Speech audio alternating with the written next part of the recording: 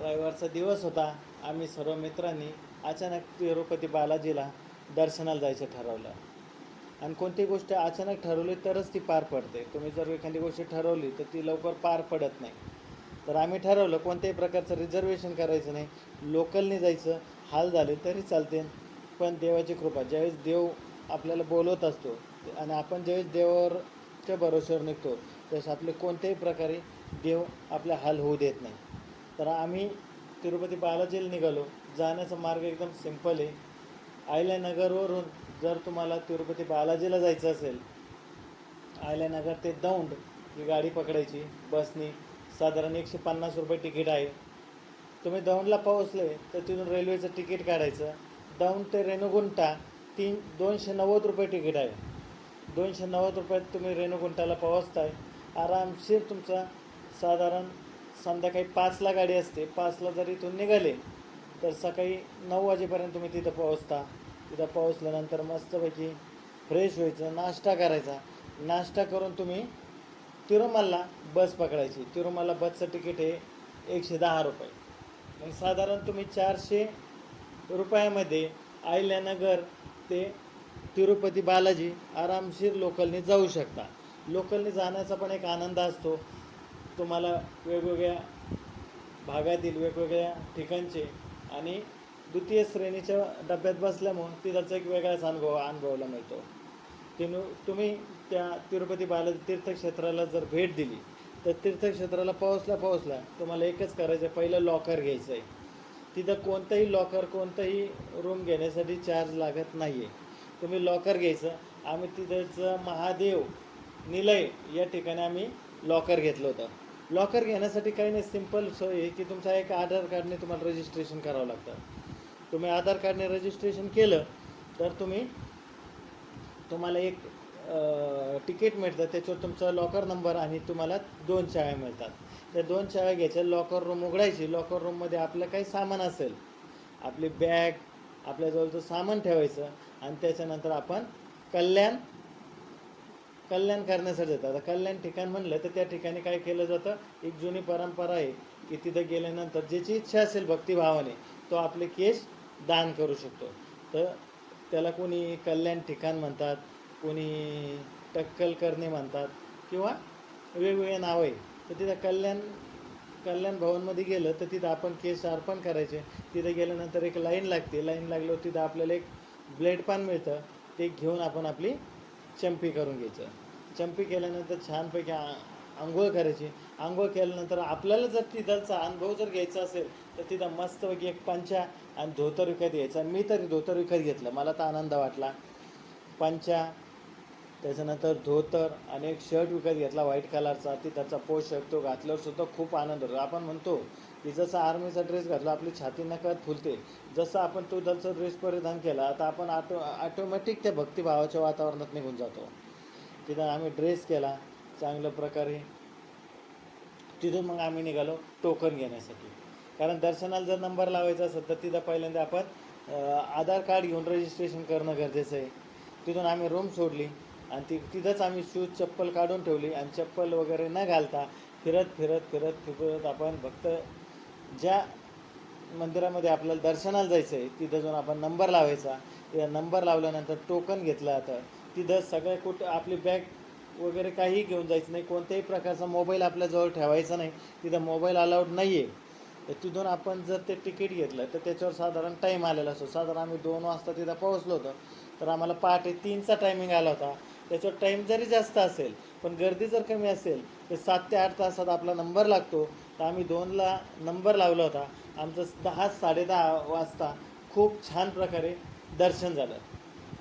तिथं आपल्याला टोकन आणि टाईम मिळाला नसतं. आपल्याला एक रूम असते, त्या रूममध्ये आपल्याला बसवलं जातं. तिथं खूप छान असं वातावरण असतं. तिथं काही लोक बसतात, झोपतात. तिथं समोर स्क्रीन चालू असतं, गोविंदाचे नामस्मरण चाललेले असतात. त्या भक्तिमय वातावरणात तिथंच आपल्याला नाश्ता जेवणाची सुद्धा तिथं ठिकठिकाणी. तिरुपती बालाजीचा जर एक अनुभव घेतला तिथं हायजीनची व्यवस्था खूप स्वच्छ आणि टापटीपपणा पाहायला मिळतो. तिथं तुम्हाला कोणत्याही प्रकारचं बाथरूम गलिच्छ दिसणार नाही. तुम्हाला ठिकठिकाणी फिल्टर पाण्याची पिण्याच्या पाण्याची सोय केलेली आहे. जेवणासाठी उत्कृष्ट प्रकारचं अन्न मिळतं. भात असतो, सांबार भात मिक्स असतो. काही काही स्वीट असतं, उन्हाळ्याच्या दिवसात मठ्ठा पण तिथं मिळतो किंवा 4 ते 5च्या दरम्यान दूध पण मिळतं. तर तिथं आपण जाऊन दर्शन घ्यायचं. दर्शन झाल्यानंतर खूप प्रसन्न असं आपल्याला वाटतं. दर्शन घेतल्यानंतर तिथून बाहेर निघताना दुसऱ्या दिवसाने तिथं 6 स्पॉट आहे.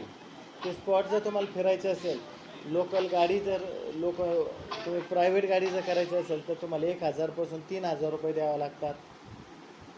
पण तुम्ही जर बसने प्रवास केला तर बसने तुम्हाला फक्त 120 रुपये तिकिटात 6 ठिकाणे फिरल्या जातात.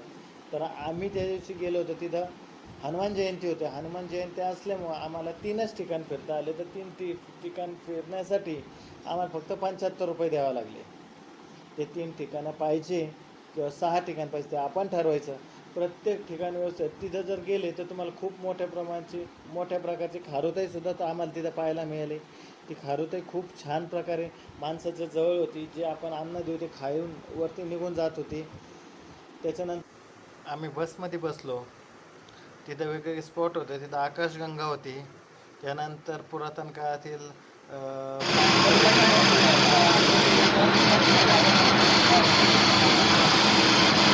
मंदिर आहे. तिथं खूप छान प्रकारे हनुमान जयंती उत्सव तिथं जोरात चालू होता. हनुमान मंदिराबरोबरच तिथं खूप छान ठिकाणं आम्हाला पाहायलाच मिळेल. तिथंची लोककला पाहायला मिळाली. तिथं भजनाचा कार्यक्रम खूप उत्कृष्ट प्रकारे चालू होता. वेगवेगळ्या प्रकारचे वाद्य वाजत होते, त्याचा पण आम्ही आनंद घेतला. आणि त्याच्यानंतर जेव्हा आम्ही परतीच्या प्रवासाला निघलो त्याच दिवशी हे 3 ठिकाणं पाहून आम्ही तिरुमल्ल्यात आलो. तिरुमल्ल्यात आल्यानंतर आम्ही रूमवर गेलो. रूमवरून लॉकरमधून आम्ही बॅग घेतली. बॅग वगैरे घेऊन आम्ही लॉकरची चावी देऊन आम्ही तिथं क्लोजिंग केलं. आमची बॅग घेऊन आम्ही बसस्टँडवरती आलो. बसस्टँडवरून आम्ही तिरुपती गाडी धरली. तिरुपतीला आल्यानंतर आम्ही तिथं गोविंदाचं दर्शन घेतलं. तिथं गंगा मंदिर आहे आणि म्हणतात की तिरुपती केल्यानंतर पद्मावती हे करावंच लागते आणि पद्मावती पण आम्ही केलं. पद्मावती केल्यानंतर आम्ही तिथून साधारण तिरुमल्ला ते तिरुपती हे 150 रुपये तिकीट लागतं.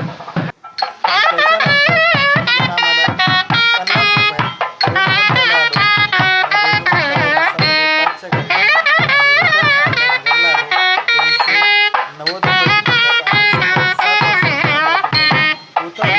दौंडवरून पुन्हा अहमदनगरला आम्ही 150 रुपये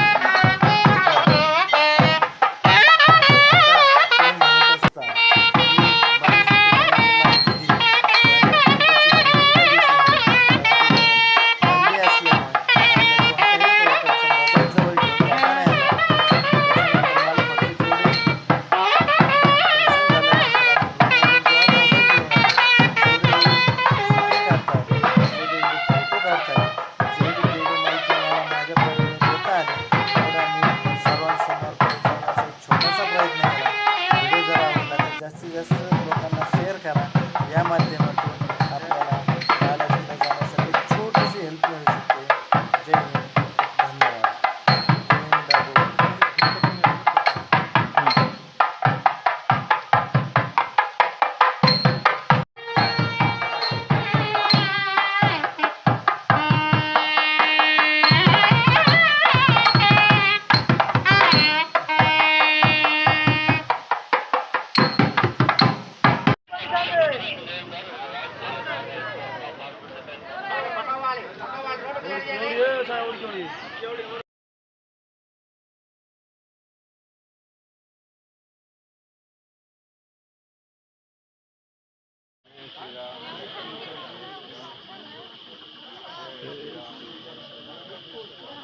हात छोड़ो.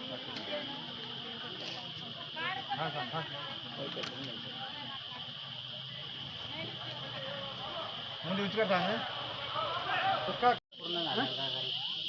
मग तुम्ही जे बोलले ते करायचं. आज जपाल्या हनुमान जयंतीची उत्साहात तयारी चालू आहे. पहिले फक्त माझं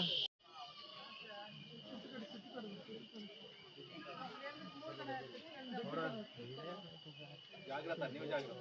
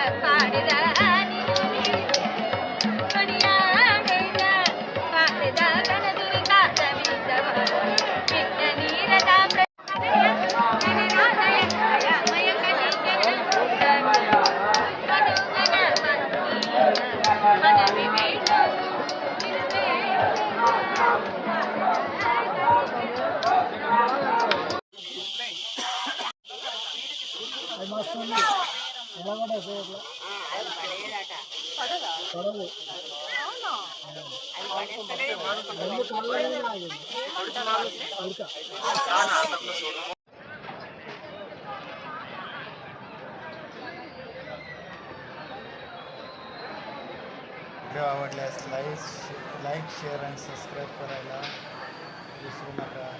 असेच नवीन व्हिडिओ पाहण्यासाठी